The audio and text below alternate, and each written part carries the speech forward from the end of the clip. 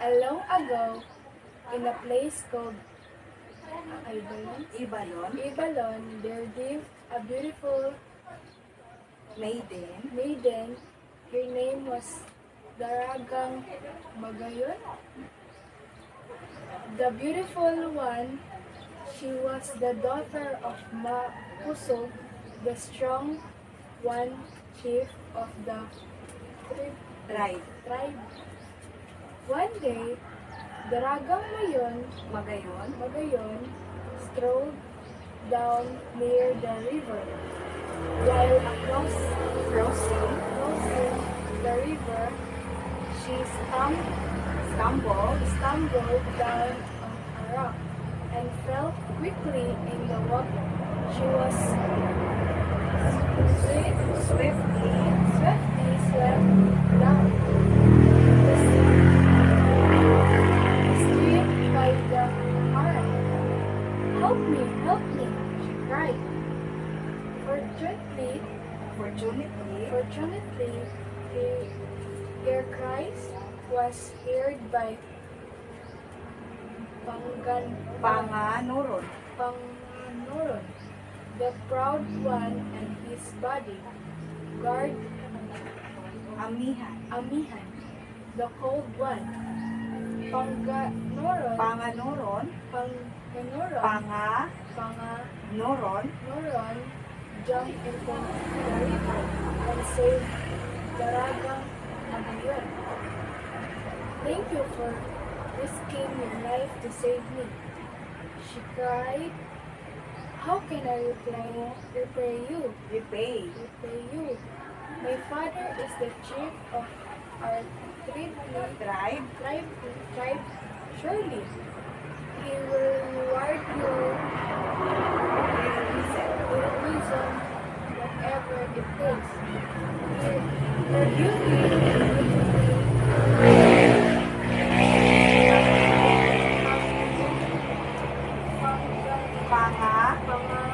Panganoron, he realized that he finally had never forgotten him. At the same time, Daragang Magayon was attracted to him. Panganoron asked Mapusog's permission to marry Daragang Magayon. But Mapusog would not permit to marry. Tribal law forbade marriage outside of the clan. As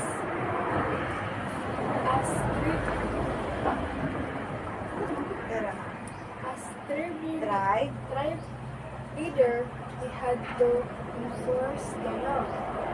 Yet, as a father, he wanted to make his daughter happy. Meanwhile, Patuga, the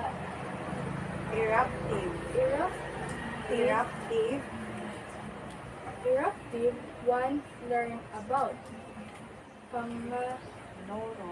Panganoron's intention.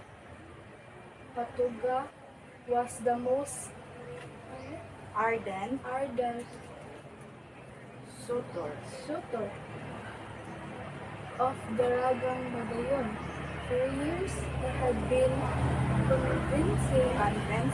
convincing her to marry him, but to no avail.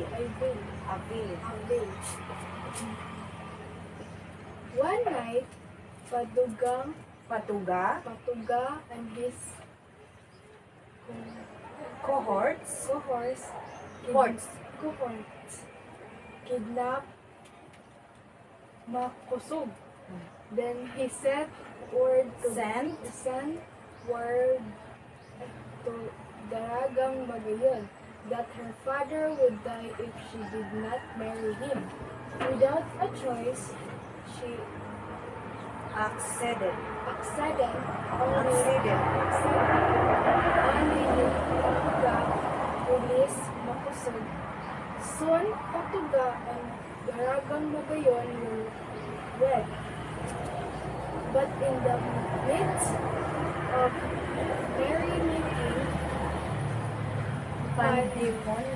pandemonium broke out when when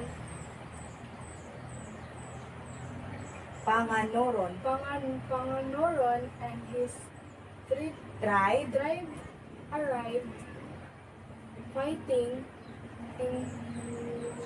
ensued between the two tribes. In a few minutes, Panganoron fatally struck Patuga. However, during the skirmish, a poisoned arrow shoot from nowhere, fell on Daragang Magayon's breast.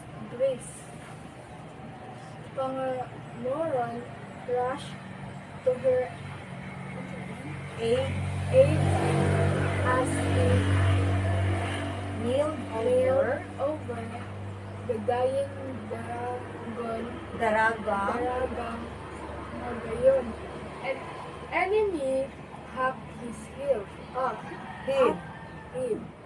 After the battle, Daragang Magayon was burned and her death was mourned all over the land where she was put to rest. A mountain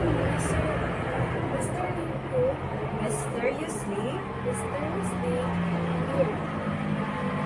This mountain is now known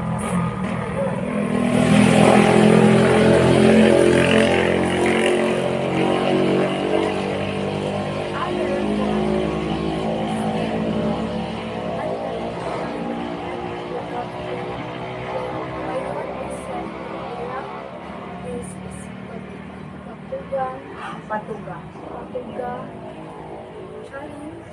challenging Panganoron, but when Mayon is called calm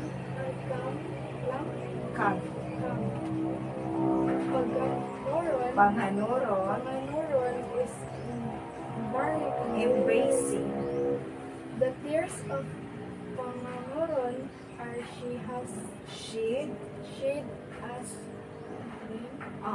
rain at time in his grief. Until today, many still delighted by the love story behind the legend of Mayon volcano.